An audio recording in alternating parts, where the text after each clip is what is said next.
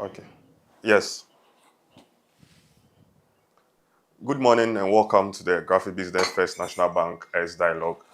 2 days ago, the Minister of Finance, Dr. Kesela Tuforsen, on behalf of the President, appeared before Parliament to present the 2025 budget and economic statements, which is expected to be the blueprint for the government's economic reset agenda.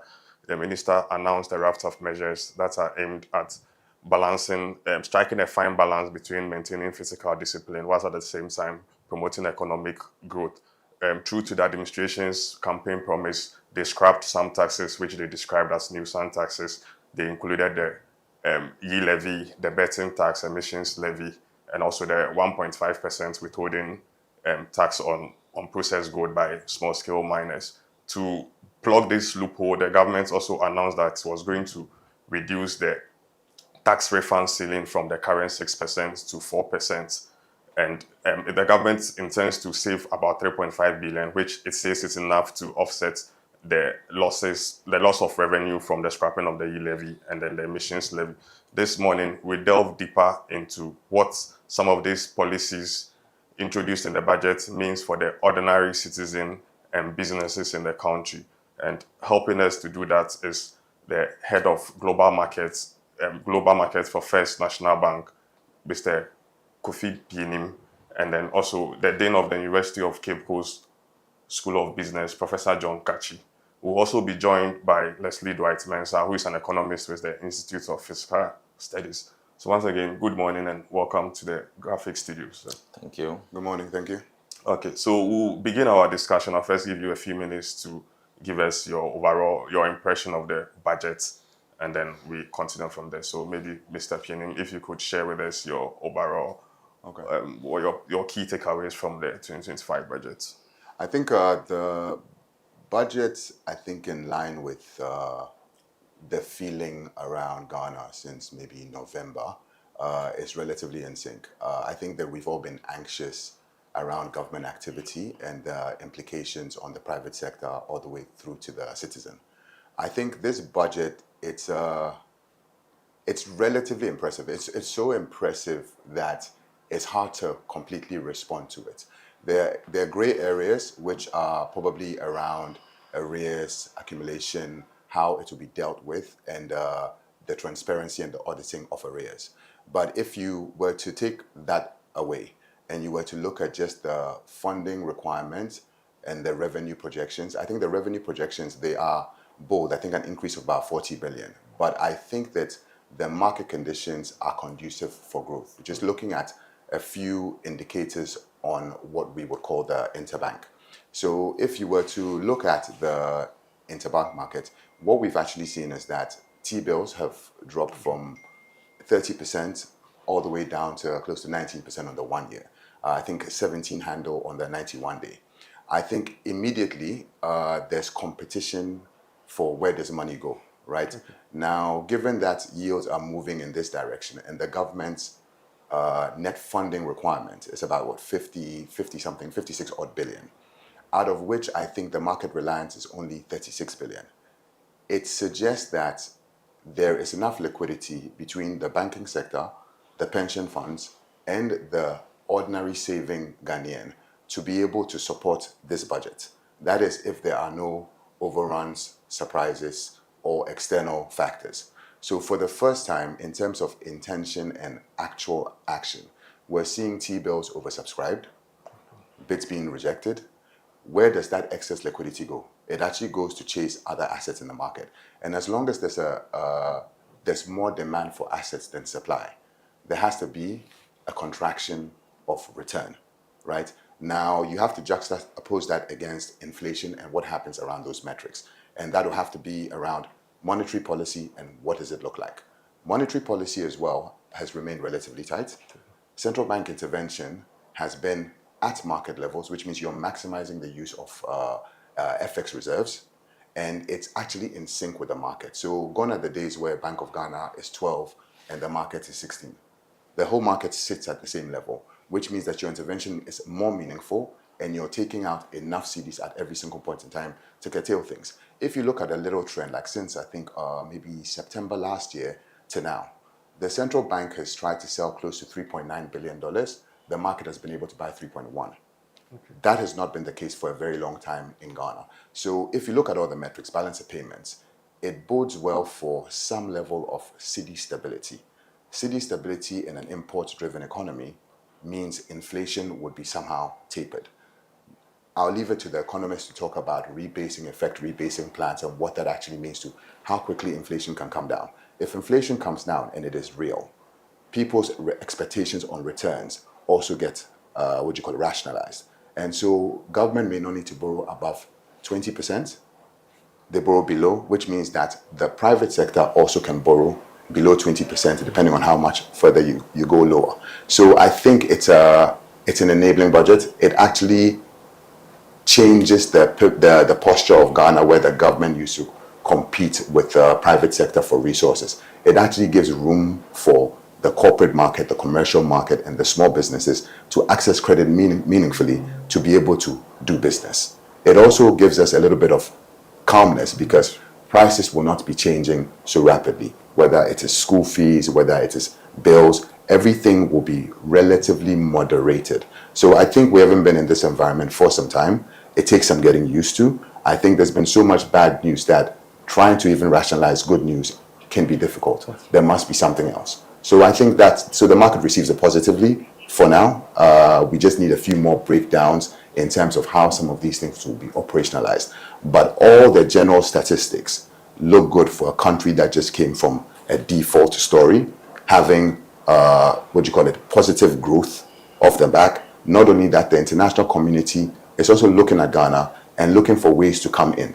And to be quite honest, for the first time, Ghana too is not opening up their international market. Okay. Domestically too, it is restricted to only the domestic. So foreigners want to come in, they're looking for a way. So the moment that door is open, that comes with more hard currency, which bodes well for the currency story, inflation story, and the funding story of government. So I think it's an interesting time. I'm filled with confidence, but I don't want to celebrate too quickly. But in terms of the people sitting down and their approach and their choice of words, I have a lot of trust for what will be done. And I think there's a lot of competency in the system to actually achieve things together with the voice of the Ghanaian businessman and the Ghanaian even in a school. So every Ghanaian is being considered in terms of this approach. And I think that makes a very big difference. All right. Thank you very much for your insights. So now to you, Prof. I'll also take your key takeaways from the budgets. Thank you. Well, I think the budget is a reflection of expectation of business environment. It also reflects the expectation of Ghanaian people. It touches on issues considering cost of living. It touches on the business environment, how to make the business and the tax environment more flexible and then more meaningful for planning. Except that we need a lot of work to make meaning of the reduction in the treasury bill rate. We need to work assiduously to introduce more longer term in the domestic market. We also need to align the reduction in treasury bill rate to lending rate, because to a large extent it's the government that is taking the treasury bill rate, the treasury bill. The business community are still going at a very high interest rate. Right. So we need to, I believe if this is sustained for some time, there will be some alignment and we may see some reduction in the in lending rate in real term. But I think what is critical is to watch the sentiment of the monetary authorities regarding exchange rate, because the exchange rate is much more important now. If it slips again, it will hurt inflation, it will hurt almost everything. So in order to consolidate this, there is much more need for collaboration between the way the central bank thinks and the way the fiscal authority thinks.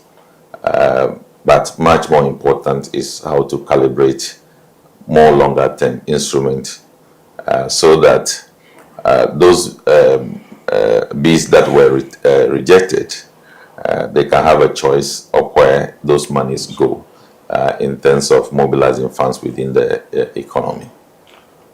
Okay, so I think both of you have spoken to the fact that the budget addresses the concerns of businesses, but then some of the major concerns of businesses has to do with the exchange rates, the volatility of our local currency, inflation, and then which all adds up to the cost of doing business. With regards to inflation, I think our end of year inflation targets, we even missed our inflation targets. The CD also depreciated by almost 20% in the year, which all affects businesses. And did you see any clear-cut policies in the budgets which are aimed at addressing these concerns, which is high inflation and then the exchange rates issue? So maybe I'll take profits. Okay. Yeah, there's clear policy direction to address issues of inflation in particular. I believe there is commitment to hold on to borrowing limit within the reach of government, which will mean that there will not be so much pressure coming from the borrowing that will affect inflation and other indicators in the market. Then again, there is coordination to ensure that there is production aspects of inflation, especially the food inflation. So there's a clear collaboration effort between the fiscal authorities and the agriculture ministry. And I've heard the central bank also coming to collaborate and to coordinate things. So those things are very clearly indicated in the budget to boost certain food items, production of those items in a very fast-track manner.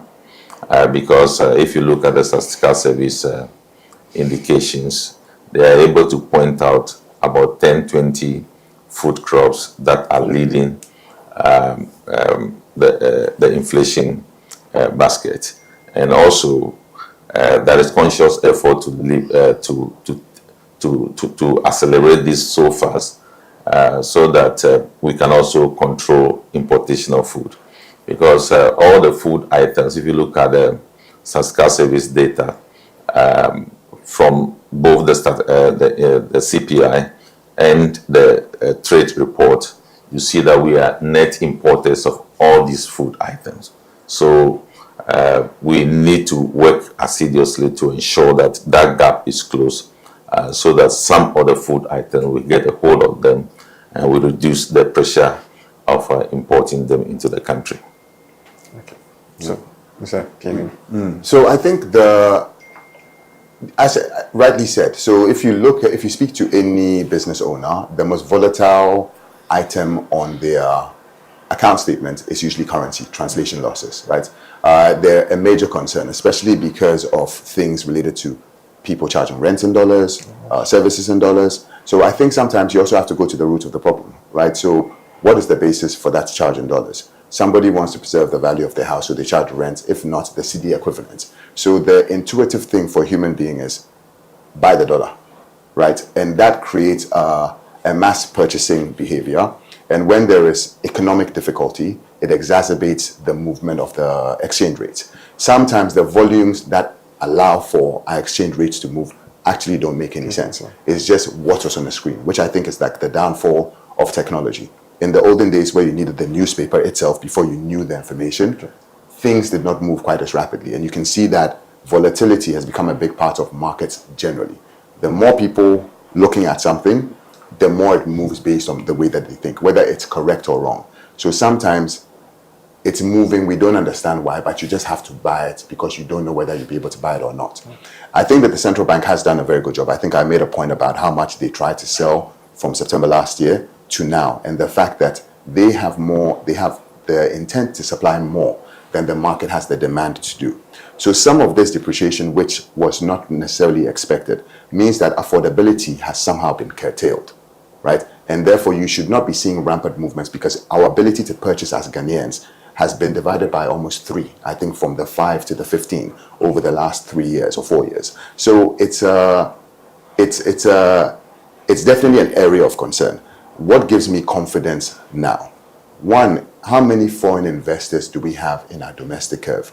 Very little, right? In the past, foreign investor holdings of our debt was about 80%, 92% at its peak. Now, when they are concerned about your fiscal situation, they will, one, start selling the securities that they have, which means that suddenly the government, when they issue their T-bill, somebody is also selling a security. If that guy wants to sell it at 30%, there's no way you can issue it at 20%. So that creates traffic for the yield curve. And every time he makes that sale, one, he's taking cash out of the system, and he's also going to buy Forex because his country is Europe, America. So that puts pressure on the currency. Before the restructure of debt, a lot of them exited. And that's why we saw that massive currency move where there was a week, I think Monday, we went to 7, 6, 7, 8, 9, 10. It was like an insane week to live through, right? Now, those actors are not there. But when we got to, I think, 8, then the Ghanaian market also heard it and took it straight to 12 or 14 until IMF language improved to the point where the thing retracted back to in and around, I think it was 8.5 odd, right? Now, the thing is that what has changed? I think that the central bank back then, the exchange rate was 12, the central bank was somewhere around 8 or something. So it means that if you're using reserves, you're using more than you need to. The central bank has done a lot of work around discipline, right? Forcing market participants to show where they will trade at all times in the day so that if there's an event, they can react immediately. Also, their partnership with the market is live. In the morning, they want to understand how much demand is. And to date, they are consistently intervening in the market. So there is some consistent supply of FX from the central bank. That lag we used to see is no longer there. We also have support from World Bank, IMF, right? And in terms of what can move the currency, a sell-off will be from a Ghanaian to a Ghanaian, so it doesn't necessarily move into foreign currency. I think there's some restrictions also on the pension side. I don't know whether it's a good thing or a bad thing, that will not allow pensioners, or should I say, the asset managers, to easily invest outside of our market. That being said, I think that monetary policy remains tight, so the cost of CD, or the opportunity cost of CD, is relatively high. So that's where a monetary policy which goes below, let's call it 17%, yield being at 13%, suddenly you have to compete with other forces. At 13%, where is my next set of returns going to be? So how does Ghana is not America, so going to 5% doesn't make sense. Depreciation is not necessarily a bad thing. It's value for money for anybody who's an exporter, therefore position right. So as he rightly said, import substitution is a very key metric. Making sure that there's enough productivity to go with spending so that what has been spent will create some kind of output to neutralize demand, right? So all those metrics matter. Now, if you look at the Bank of Ghana's FX reserves, if you look at even balance of payments, in terms of net, last year we were a net exporter on paper, right? So we exported about 20 billion, we imported in around 15 billion. I think that's the widest difference between our imports and exports. If you go into the numbers, some of it comes from the performance of gold, the performance of oil. Cocoa, not so much. Cocoa dropped, I think 2.2 billion to 1.4 billion or 1.6 billion. Go to remittances. Remittances grew to like 6.8 billion. I think it's the highest in our history, right? Then you go into the government account itself. Net was mostly IMF funding, and in terms of being able to restructure the Eurobond, it created some net savings because you would have held that money knowing that you had to service coupons. By changing the profile of the Eurobonds, automatically you get some respite. And it was on that confidence after September, when that was done, that the central bank knew we have this cash, let's intervene. Now, government of Ghana has, or should I say Bank of Ghana has also been on a gold buying program. So I think last year they were in and around 16 tons, and this year they're around 30 tons as at February, right? 30.5 tons. Now, a ton translates to, I think, what's like 32 ounces. So I think a ton will probably be in and around, the value of that is about maybe $2.8 billion. That doesn't feature in our reserve. So that's also extra muscle, right? Although you are taking some commodity price risk. But holistically speaking, gold and dollars are exactly the same thing, right? Now, as a country that produces gold, that used to be called Gold Coast, it doesn't make sense to beg for a dollar, right? So if you get those initiatives right, responsibly, because then we know that there's a cost of mining to agriculture, and we should be growing on agriculture, not necessarily things that destroy our water bodies and our sources of food. Food is more important than gold, right? So I think that if you're tactical about it, we are in a position where I think that most of it is upside. Now, I think Professor speaks about extending the yield curve, right? To be able to change the profile of the debts that have come up. Because I remember Mr. Atuforsen said, or Honorable Atuforsen said that 2027, hot year, 2028, hot year. If you look at next year, it's relatively free. The year after that, it's manageable. So if you look at the projection of what government borrowing will be for the next 4 years, if they can somehow extend the curve now, any outperformance you can use to buy back and reposition, right? And of course, as your short end yields start coming down, they will pull your long end yields, right? So far as there's investor confidence. So if you can issue, let's call it 2 year, 3 year, around 18%, it is oversubscribed, and you buy back some of your debt, what you need to do is just make a plan to cater for it. But once you also open up your yield curve, depending on what IMF's position is, foreigners can also buy our debts. In 2016, the government held an auction, and foreign investor investment in that was in and around $9 billion, right? Our currency has depreciated. The dollar value you need to fund Ghana is not a significant number for foreign investors who also have a mandate to invest in emerging markets and frontier markets. Ghana boasts good growth numbers, not too many foreigners in our curve, and if there's fiscal responsibility at double-digit returns, people will look at Ghana as opposed to Europe or America or Egypt or Kenya. In terms of political stability, the level of tension around November and what transpired also bodes well for a stable West African economy for doing business. So whether it's foreign direct investment or foreign portfolio investment, there is some light on Ghana. We also get a lot of queries from foreigners. The government needs to open up the curve. They want a piece of the Ghana action. So if you were to open that up, suddenly you're looking at your efforts, then a confidence metric.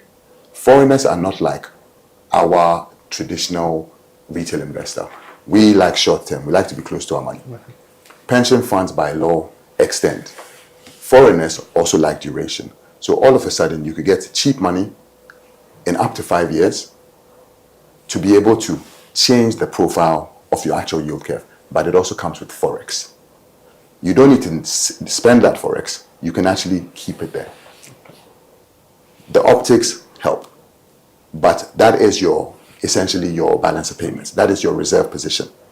Gross international reserves also is sitting in and around, I think, 9 billion, 8.9. 8.9, which translates to in and around, I think, 4 months in imports cover. But we're using the net number, so we say 3, right? The government's target for the end of the year is 3, when we're sitting at 4, which means they're ready to use some reserves to cool off the currency.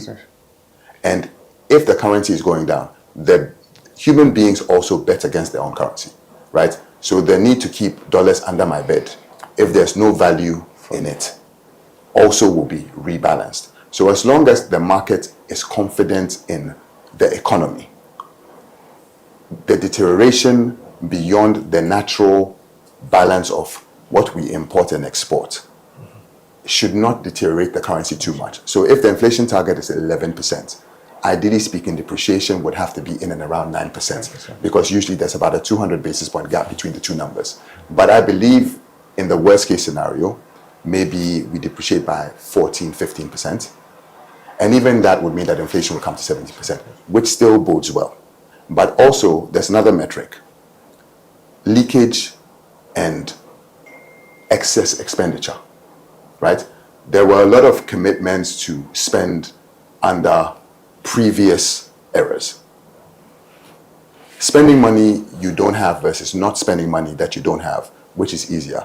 Not spending. Okay. So if you look at the austerity posture of the Ministry of Finance and you look at the proactive posture of the Bank of Ghana, they bode well for stability in currency. If you add external factors, there is a possibility that Ghana is attractive under an IMF program, and therefore you could receive enough for portfolio investment to add some better, should I say, a better anchor to currency stability. So that's how I see it. I think we're postured for everything good, and the rest is up to us and how we operationalize and communicate with the market, and we can get the benefit of goodwill at this point in time. So, right, thank you. Yeah.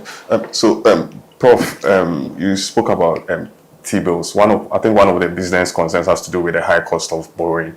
We are all hoping that the drop in T-bill would finally translate into lower interest rates for businesses. But then the oversubscription, the monies that the government is rejecting, as a country, how can we be deliberate about it to ensure that these monies are channeled to the SME, because this is money investors have available to give to government, so especially the banks. Yeah. So, Prof, I want to find out how can we be deliberate about it? Well, the bank themselves are also how do we deliberate in the TV market. To channel these resources to the what is happening?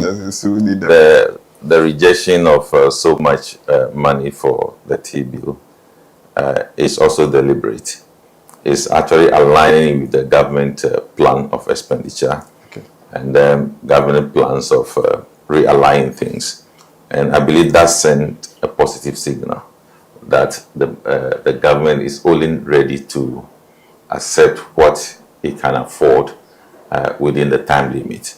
So I think that is a positive signal that we need to live with for some time. I think the point I was making about the Treasury bill is that practically Treasury bill is government who is looking for the Treasury bill. Yes. But the economy cannot be developed by only government. Yes. The economy can also be developed by the private sector.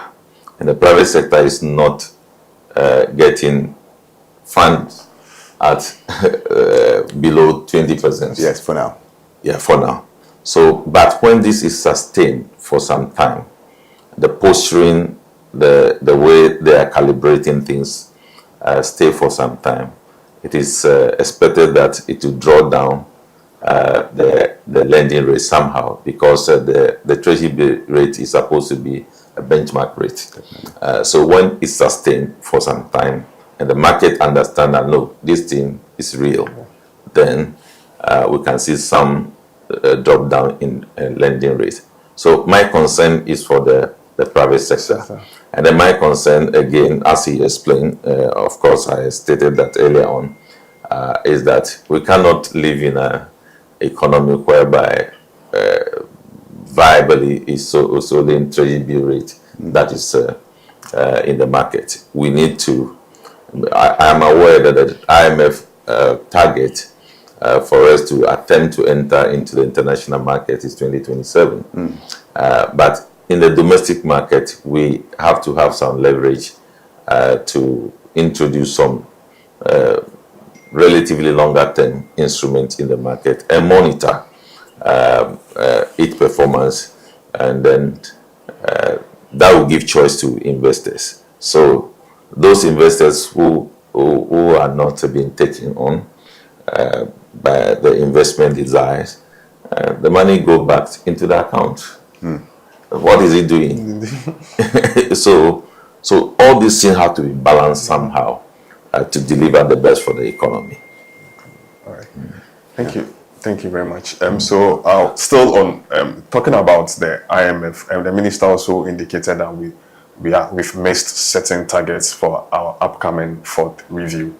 And then also we've missed all our end December structural benchmarks. The fourth review is coming up in April. This might mean that the disbursements for the next tranche might delay a bit.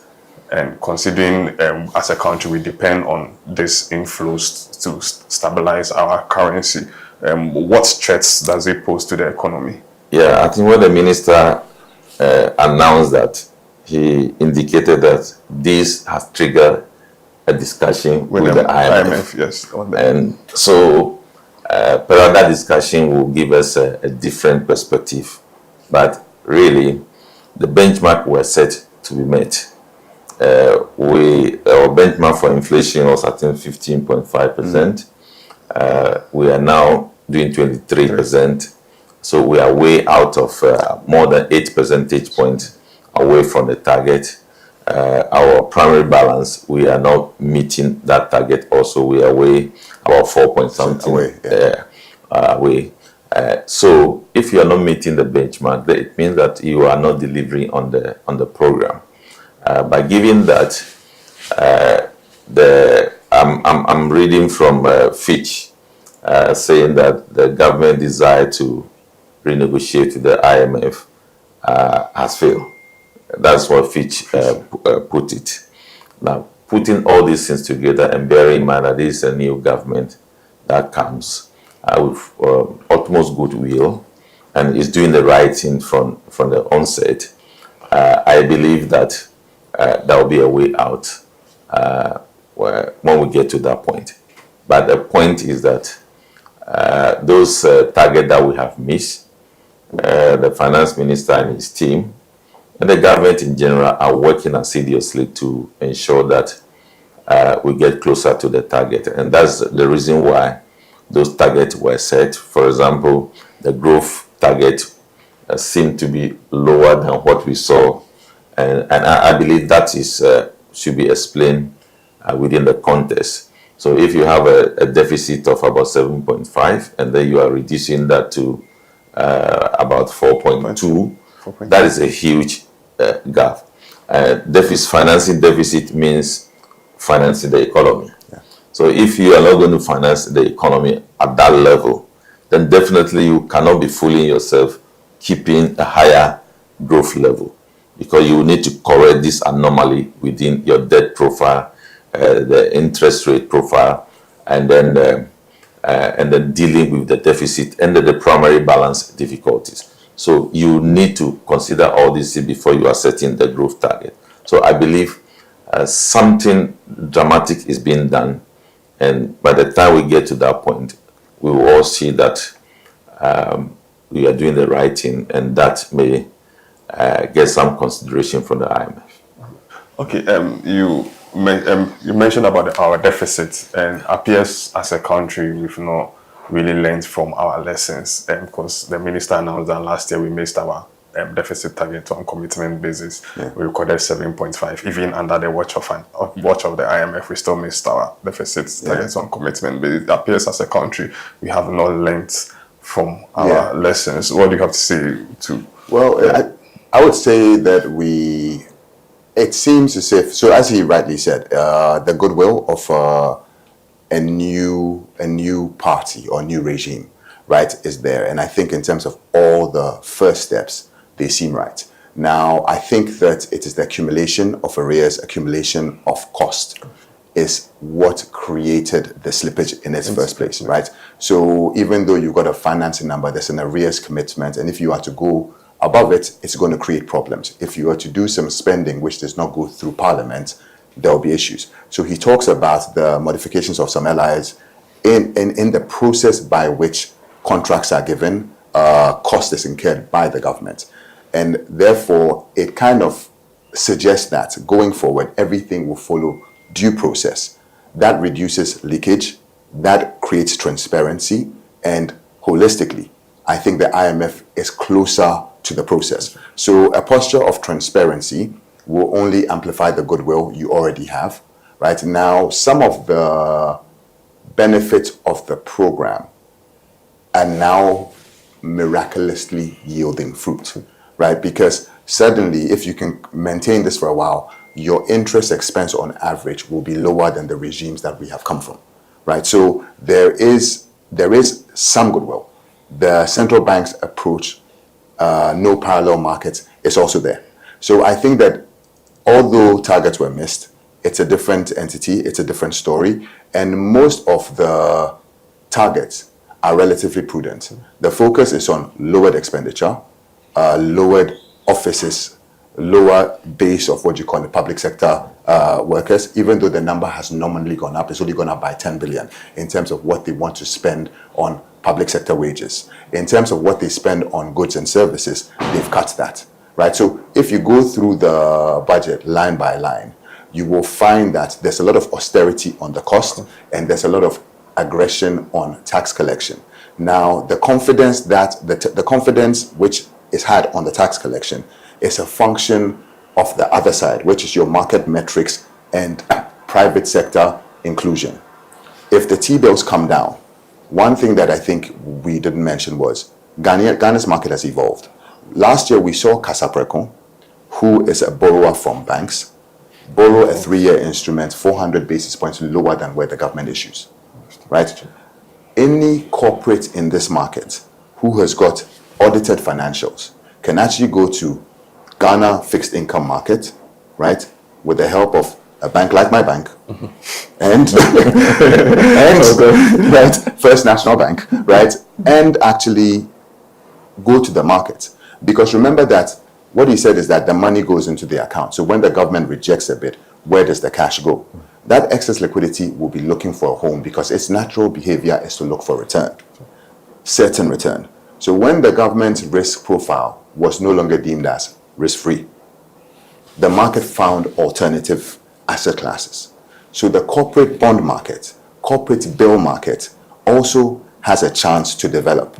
So today, if who is it? Is it Guinness? Any limited PLC can actually go to the market and issue.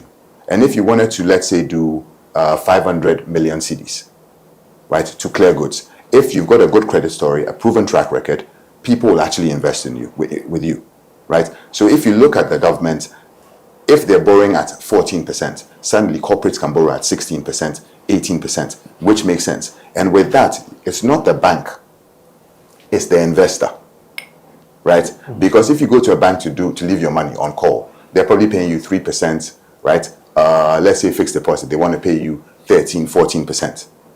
The government says they're borrowing at 17%. The corporates are borrowing at 29%, 30%. There's a lot of room in that curve. If the bank will do it, why won't you? The only reason is that the corporate has to walk to 100 of you to get the money that he needs. Me, the bank, I know both people. So in actuality, you can actually create an issuance and it will be catered to by the market, including internationals and pension funds, as long as it is listed. Therefore, SEC, NPRA can vote and say that this is a good investment, right? Not like a NAM1 go type thing. This will be recognized by the central bank and every regulator in your market, creating some sort of investor protection, right? And it'll be data-led. So there's definite scope as long as the government puts yield in a place where it doesn't lead the private sector to borrow at rates which potentially lead to default. If you're borrowing at 30%, what are you selling, right? And your inflation is 30%, your cost of what are you selling? How much profit do you have to make, right? Welfare of employees kind of goes away. So a lot of the actions seem to suggest that there will be access to market for the private sector, and it's a very large, very deep market and sophisticated enough, even if not by choice, to be able to invest for up to 15 years, right? So anything there is a lot of positive that can come out of it. Like you rightly said, some of it is up to the private sector. We also need to get our affairs in order, keep financials, get them audited, pay the right tax. All of those things will put you, so it becomes a win-win, an efficient market led by the private sector, as it should be, right? Other than that, if you increase taxes, you've done nothing because the economy is actually 70% government. So you need to be able to defray it so that you have the same impact it has in more advanced markets where the private sector actually leads the charge of economic development, right? Yeah. Okay. Yeah, in addition to that, I think the public statement by the key actors, like the finance minister, is actually creating some assurance. I think the statement yesterday that about 195 billion Ghana cedis was spent or contracts which were not recognized by the budgetary process were issued by MMDAs and the rest. And then he was so frontal that he will respect the idea that something that is not captured and does not receive approval will find it difficult to pay. And that posture is very good. So we see that somebody is ready to ensure that the budget is respected, fiscal responsibility is taken care of, prudence is actually taken to a higher level. And if these things continue, we don't stop along the line, then we keep the market at the same level of confidence. And I believe it will bode well for us. Okay, the government has also hinted that it intends to go back to the domestic bond market. Yes. But there's some school of thought who think it's too early, considering that borrowing is what brought us where we are in the first place. So they would have wished we hold on to our return to the domestic market. I don't know if I could pick your thoughts on the return to the domestic bond markets. I think just coming from Professor, I think that discipline is the key word, right? Anything done responsibly and with a tactical plan is manageable. What you don't want is accepting everything that you see, right? So what happened, the only way T-bills have come down is because it's supply and demand. If you try to force it, it will snap back, right? Because suddenly your net rollover, nobody will invest in it. How will you pay the public sector salaries? And that has got its own ramifications. So the issue is that there is more cash in the market than investments, right? So if you said that the government was coming back to the market, you have to look at the makeup of the market today. The makeup of the market today, I think total advances is like 98 billion. Total deposits is like 290 billion or something like that, right? The difference between lending and the deposit base is wide. If you look at OMO activity, the central bank is holding in and around 21 billion in an OMO curve. Money under reserve is close to 60 billion cedis. If monetary policy changes its posture, and I think the cash reserving requirement is at an all-time high, right? It's an average of 23%, whereas in the past it was around 10%, which means that if reserve money is 60 billion and Bank of Ghana says we're going to drop their policy rate to 10%, suddenly the market has got 10 billion, right? Yeah, not 10 billion, 30 billion. If they decide they will take up no more OMO, right? 20 billion disappears from a 56-day bill and now has to find a home, right? So suddenly you've also got what numbers are 50 billion, right? So the market will have enough liquidity as it stands, right, to be able to contain any yield offering instruments. The thing is that there is a little bit of risk in keeping all your maturities in the short term. If Russia and Ukraine decide to go at it again, right, what happens? If America changes another metric in the world, what happens, right? So in terms of certainty, you need cash flow certainty. You are already borrowing. Is there a better way to borrow? I think that is the question that you're asking. So if you are saying that borrowing is bad, it's a different thing altogether. Responsible borrowing is good. Every human being, all of us could benefit from credit. If the lending rate was 1% and you took a mortgage, is it bad? It's good, because the investment you've made will also appreciate in value. It is a house. Land is finite, right? So automatically, it depends on the tactic. So I think that the government needs some certainty in the cash flow. They can't be surprised every 91 days, which is essentially every Monday, whether people will lend to you or not. So at some point in time, you have to defray from and we've got about 140 million for 40 billion as at December in T-bills alone, right? That number has gone to, I think, 111 billion as of last week. That is constantly going to be maturing this year. In addition to that, you're going to be getting coupons from the restructured bonds of about, I think, close to 9 billion every 6 months. If one metric changes, if there's a discovery of the biggest leakage in history, because you're going to audit something, it can change the metrics. Also, the makeup of arrears Yes, it was not authorized, but where does it come from? Who is owed?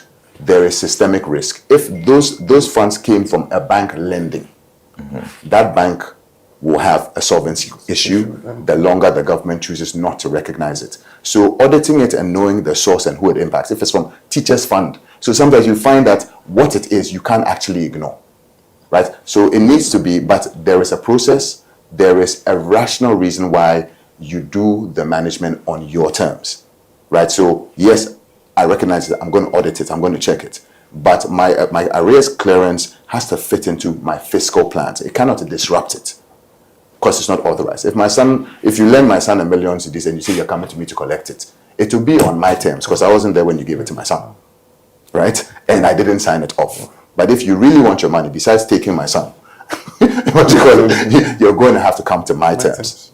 And if it is credible, you're going to have to accept it, right? So I think that the reframing of the profile of maturities, if done in consideration of where Ghana cyclically can grow, you can actually have something which works out better than what has already been done. So like I was saying in the beginning, the 2 year, the 3 year, 2 to 4 year, there's some cleaning to be done. Okay.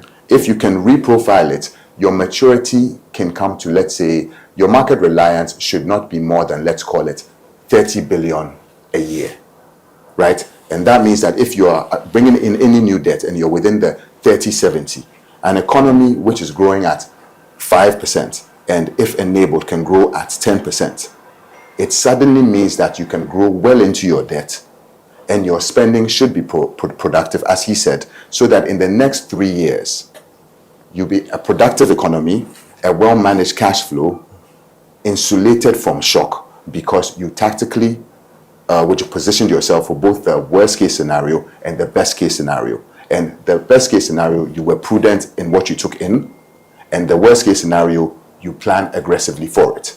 So I think that there's a way to navigate it, and from what is being said and the discipline around cost management, I have confidence that it can be achieved without any major disruption. And the market is looking for that. The only reason it has not been done is because foreigners will come in. And foreigners, the challenge with them is that they will come in. Your exchange rate is 15. If they hear any bad news, it doesn't matter if the exchange rate is 20, they'll buy it immediately. In the past, a Ghanaian will be like, oh no, this 20, Bank of Ghana will do something. But the moment it trades, demand and supply have met, and so that price is real. There's somebody willing, because the person who sold at 20 can buy 19, 18, 17. So there's a support created in the market that should not be there.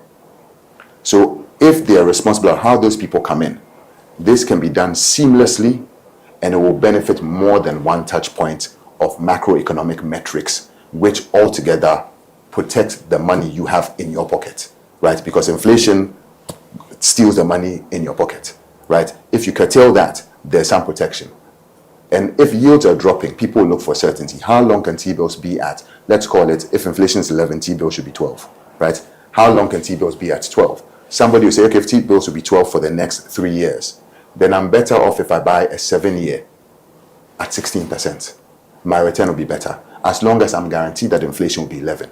So I'm being paid slightly more. Not only that, if you buy a high yield instrument and yields drop, you can also sell it and make a handsome profit, right? So there is avenues for investors, traders, and it also creates room for the private sector. So it's a win-win-win, and it's too many good things for where we're coming from to just swallow it. So we just need to keep our eyes peeled and work and collaborate with the government to make sure we have a landing in an environment that actually helps all of us and enables all of us. Yeah. All right. Thank you very much. I understand we have Leslie Dwight Mensah on online, so we'll take a few thoughts from him as well. Good morning, Leslie, if you can hear me.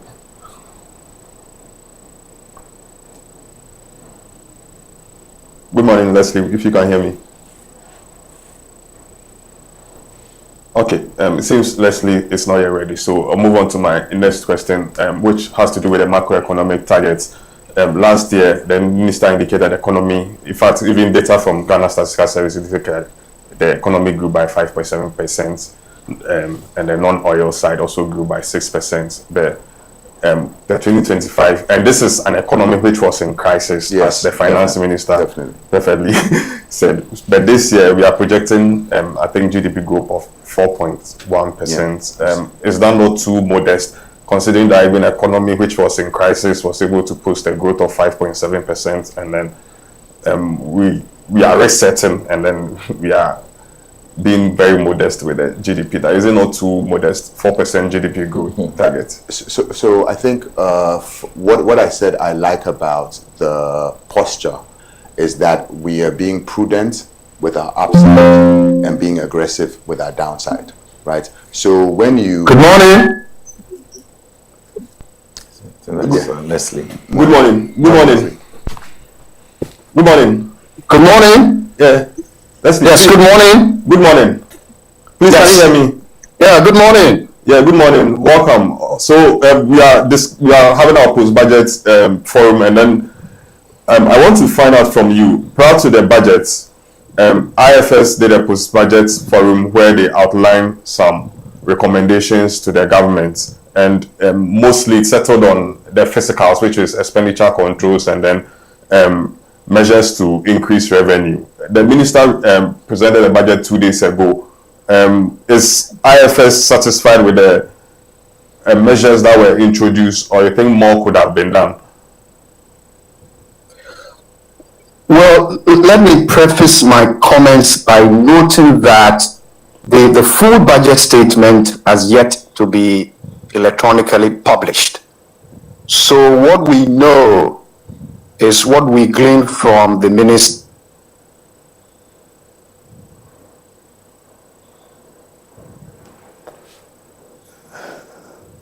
The network problem. Hello. Okay. It seems we've lost. Okay. Leslie, so I'll finish my point. if you finish. Yeah. So I think that the fact that we are prudent about upside, I think is a good posture, because the moment you start projecting certain growth numbers, your debt to GDP metrics look good, right? Now that illusion gives, well, not that illusion, that picture can allow you to make some ambitious decisions and take on projects which you have no certainty to around the dynamics of the future, right? So I think that once you position it at a number that you can always exceed, you are actually setting yourself up for outperformance. Because it means that if you are to contain your cost in line with what you expect, your growth kind of protects you. If you are to miss your, you are to miss your expenditure and you unravel a bit, your growth that you did not lay claim to also comes to buttress or create some kind of insulation for the divergence. So I think it's good posturing, and therefore it gives me confidence. So I take, it's almost like the same projection for the months of import cover. When you are at 4 and you are saying you're targeting 3, you are setting yourself up for outperformance. And I think I'm comfortable with that, right? And I believe most market participants will be comfortable with that. Okay. I don't know if Yeah, add something. I think I explained that in earlier on. Yeah. But the point is, economic numbers are susceptible to variations given the environment within which the budget is operating. And given what we have been told about the arrears, about the deficit, and I explained earlier on a deficit is about financing real activities in the economy. So if you are minded to reduce the deficit from about 7.9% to about 4.2%, that is huge. That is so huge. And you cannot, on the back of that operation, projecting a growth figure that is so ambitious, just because you want to tally your growth with what has been released to you, you will actually get to a ditch. But it is better while you reduce that deficit and you are managing it and things are looking positive. And then the growth numbers, maybe in the second quarter, first quarter, are looking good. We have opportunity to go to review the budget in I think ending of July or at the ending of June or July. Then if the metrics shows that you're on good course, and there is a need for you to upscale your growth projection. You do that. That is the best for the economy than to just put some figures there just because 5.7% was realized.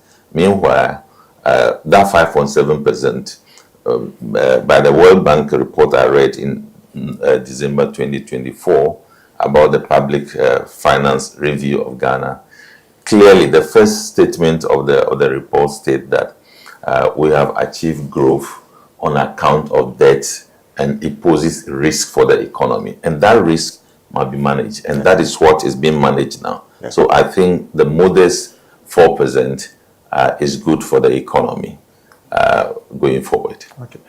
Prof, we need 2.2 billion to recapitalize NIB and ADB. I know in the past a conversation came up on the need to probably merge these two banks since they are both state-owned so that the governments can support them as one. Considering our fiscal situation as a country, almost all SOEs are in debt. Do you think we should consider this option of merging ADB and NIB so that we can give them the needed support instead of recapitalizing each of them separately? Well, I'm familiar with the operations of ADB and NIB, and when NIB didn't have these problems that we're talking about, they do much of project finance, and that is similar to development finance, or sort of. So I understand Leslie's back, so let's quickly pick his thought. Good one, Leslie. Welcome back. Thank you. Am I audible now? Yes, you are on now. Am I audible now? Yes. So you can go ahead, please. Okay. Thank you very much. Thank you very much. Well, the budget positively reflected a commitment to macroeconomic and fiscal discipline. I believe the minister did send that signal. And this is symbolized by the plan to cut the deficit from 7.9% of GDP. Hold on. I think we lost Leslie Yeah, again. he's driving by Jubilee House. So I think their focus is quite different, even though ADB also does some kind of project finance, particularly in agriculture, but they tend to focus more on cocoa sector to the detriment of other sectors within agriculture value chain. The government has decided to keep them separate, and they need about 2.2 billion. They have promised that they will provide that. There is a benefit if they are able to provide that. The two banks are strong, they are living together, financing activities in the economy. That will not be bad. But if it were to be a private sector activity, it is very easy to put them together. But these are state institutions, interests are different, and the rest. So sometimes it's very difficult to take this bold decision as will be taken in the private sector.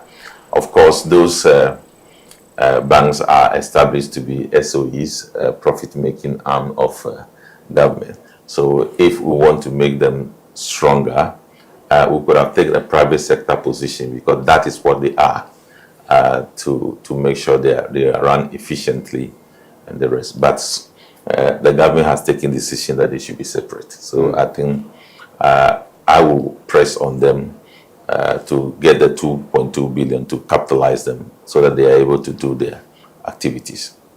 Okay, so I'll come back to you. I think the minister also mentioned that the quarterly adjustments, the PRC will continue on its quarterly adjustments, and he mentioned that in the last quarter of 2025 they are going to do a major adjustment. I think AGI and some business have already raised issues on this quarterly adjustments, but we know it's an IMF requirement. So how do we carefully balance this without putting too much pressure on the citizen and then the businesses as well who rely on electricity and some of these utilities in there. So in terms of the sense I got, I thought it was going to be a positive adjustment, not a ratchet up, right? So it's supposed to create relief in terms of the cost line, right? Now, the IMF, I don't think they need to concern themselves about every dot in our economy. What matters is the journey to macroeconomic stability and leaving the dependency of the program, right? That is a sign of success. So I think they're going to look at it holistically, right? So anything that reduces cost, borrowing cost, inflation, right? Productivity cost, I think actually enables companies to be more profitable and therefore pay more tax. So you do a collection, but you are creating a problem which ultimately harms it's almost like even the human capital of the entire economy, because people are paying bills instead of paying people. Right, exactly. And so I think that if done in line with all our metrics, lowering your growth number gives you room to make adjustments that actually help the market, not adjustments to make up for holistic inefficiency and income shortfalls, right? I think those are some of the knee jerks in those places. And then there's like debt accumulation. So I think if you have the posture of discipline, which we're seeing from the core budget itself, can run through all the arms of government, right, including the utility houses, I think that there is something that can be done which has got a positive impact on the market and is positive on inflation as opposed to being detrimental to inflation. Because if you make the wrong move in the last quarter of the year, you will miss your inflation target. Right there. I think we've not finished the SOEs discussion. Yes, exactly. You see, there are two main factors that are driving down the SOEs. One is political interference, and then that political interference creates other problems. So political interference, the SOEs can have the capacity to carry a workforce about 200. But political interference will make sure that SOE carries about 450 workers.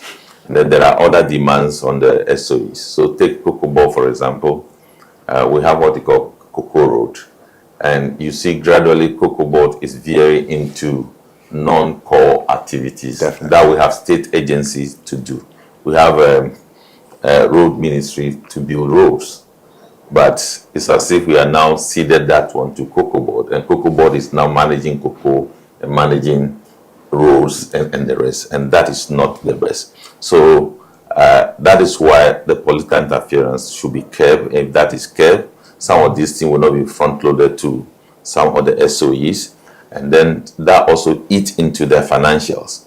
When Cocoa Board go to take the syndicated loan, it's not all the money that Cocoa Board spend on cocoa activities. Some go to central government through the arrangement that they have. So I think the promise by the president to ensure that he doesn't interfere into some of these activities should be kept. If that is not kept, we'll go back and come back to this situation. The same thing applies to ECG and VRA and the rest. The same story. Political interference eating into procurement as a big issue. One of the problems of ECG is procurement, procuring things that they don't need, etc. Another problem of Cocoa Board is procurement, and then VRA, etc. So if we take away political interference and we allow them to be managed as private sector entities, that is how they are created to be, and we ensure that they have a strong board, strong CEOs, people who know what they are doing, and we put all these things together. They can change the course of some of these SOEs. But if we are not ready to let off the causative factors of what we see in red today, then I'm afraid we cannot solve the problems of the SOEs. Okay. At this point, I think we'll take 2 or 3 questions or comments from our listeners online, if any. So if any of our listeners have a question or comment to make, this is the time.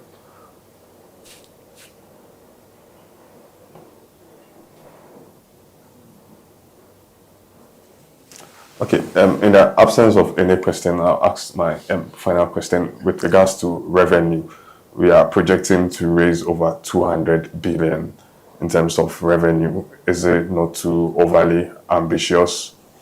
Coming from a base of inflation of above 20%, I think that what we're trying to increase tax revenue by 38 billion, I think specifically.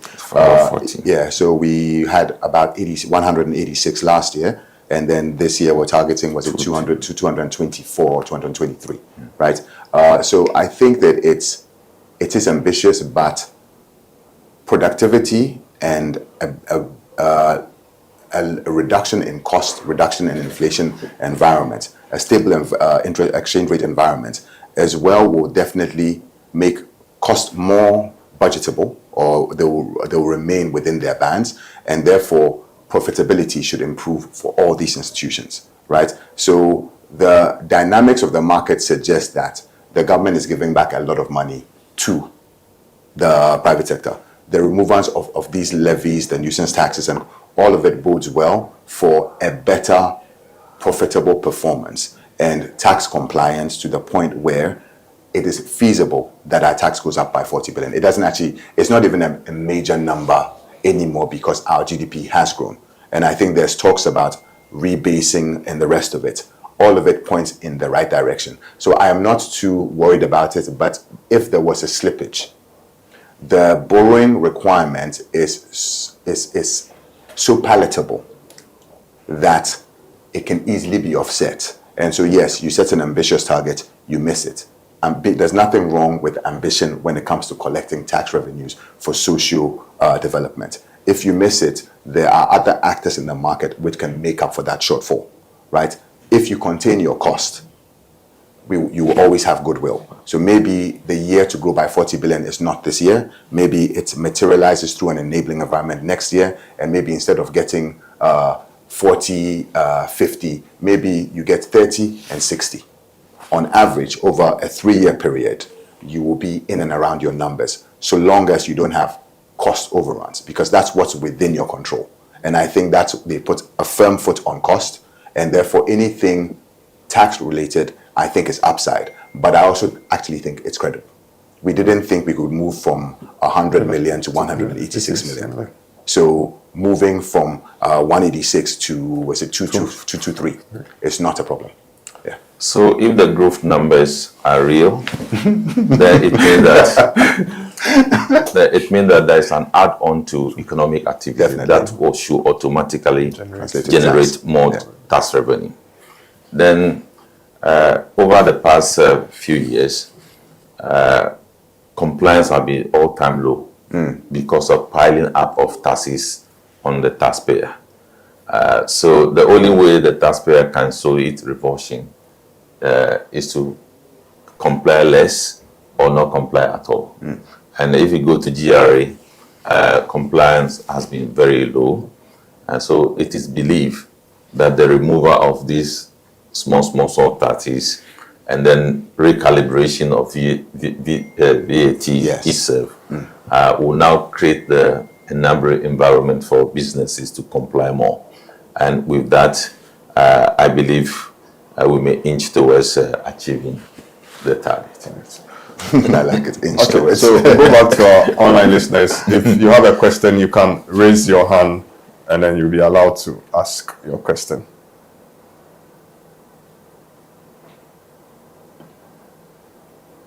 Okay. So in the absence of any question, I'll take your concluding remarks and then bring this morning's insightful dialogue to an end. So maybe Mr. Pini first, your concluding remarks. No, so I think holistically, there is an enabling environment being created. I think we all have a role to play in it, and it's from the householder's choice. Love your Ghanaian-made products. Don't laugh at my Ghana made in Ghana bag, right? So we have to enable each other. We have to support local businesses, and holistically, we have to also have that same discipline that we're seeing from the government's perspective, right? Homes managing cost, same kind of narrative. So we're at a place where cost concerns are so high that austerity is the only thing that moves us back into middle income status and takes us away from the negative growth we have experienced over the last, I would say, 5 years, right? So I think that discipline is definitely key. Government, the people, and I think as long as we're all disciplined, have the right expectations, and believe in our own locally made goods and services, I believe that the future is definitely bright. But there's definite goodwill from the market, which is what I represent. I'm not an economist, I'm the market. If it's good, we'll buy it. If it's bad, we'll sell it. And I think for now, Ghana looks like a buy. And I think I'll leave it there. Yeah. Well, I think the budget has given clear indication to repair the macroeconomic environment, to achieve good indicators for the economy. The tax environment has been made more flexible. Now, the only thing that I will call for is that we should also do our part as taxpayers to become more compliant so that we can achieve targets. I think the business community to take advantage to be more innovative, comply with taxes, and then they can have respite with First National Bank, yes. First National Bank and the rest. Thank you. All right. Thank you very much, Mr. Pieniman, Prof, for Yes. And once we're here, we might as well wish my wife a happy birthday. So we thank you for your time this morning. Thank you very much, sir. Useful insights into the budget. And to our listeners too, we thank you for taking time to listen to us this morning. We hope we've provided you with some useful insights to help you plan your year. Thank you very much. Thank you. Cheers. Source of power, adding to your options, knowing that quality and standard remains intact, and our content, which is accepted as truth and accuracy every day,